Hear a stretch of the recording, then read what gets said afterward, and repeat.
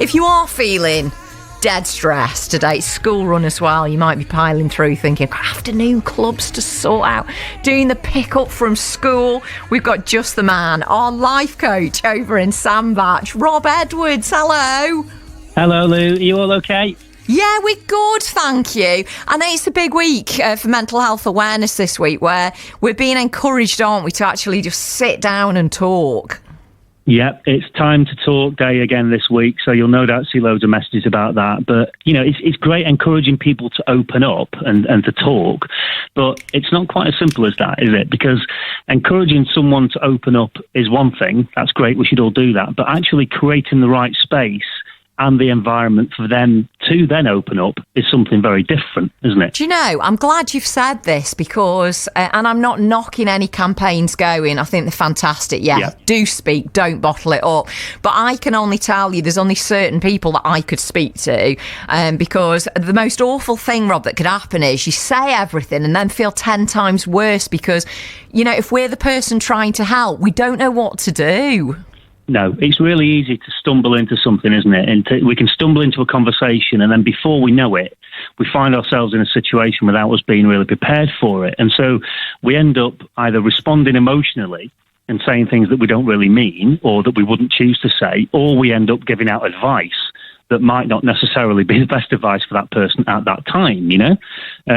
So, you know, for example, I don't know what your morning was like this morning. I don't know what your weekend was like. I don't know what the last week was like for you, or even the last 6 months. And so without knowing these things, all I can do is assume. Yeah, we do that, don't we? And I think, do you know, I don't think it's even people, we probably don't think, you know, when you are assuming stuff and questions that we perhaps think are all or nothing to fill a gap. Yeah, we've not planned it, we've not thought ahead, and so we end up saying things that we wouldn't choose to say, you know, and so the chances of us getting that advice right, if we've not asked the question, are really slim. So how can we make sure that we're in the right headspace to offer that support? You know, we shouldn't be putting the onus on them to talk. It's great, as we say, that we can encourage people to do so, but the onus should be on us to create that environment that enables them to do that. If we know someone's struggling, like, what can we do to make it easier for them to speak?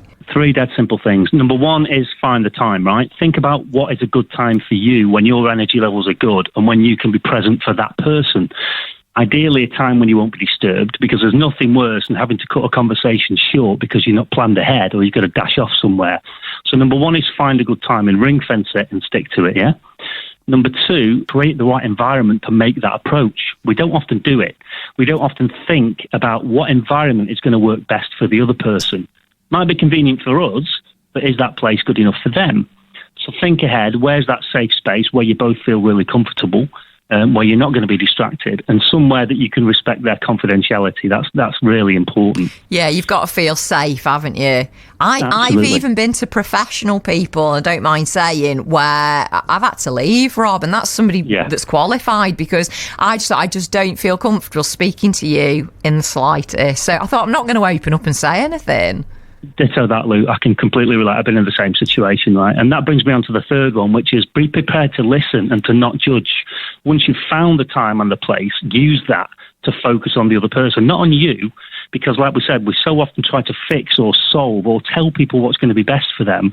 We fall into the trap of filling the air with silly questions or our own opinions. Resist the temptation to do that. Ask the open questions.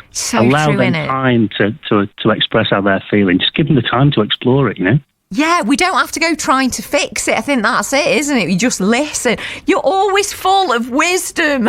Brilliant advice. How do we find you online? LIFECYCLEcoaching.co.uk.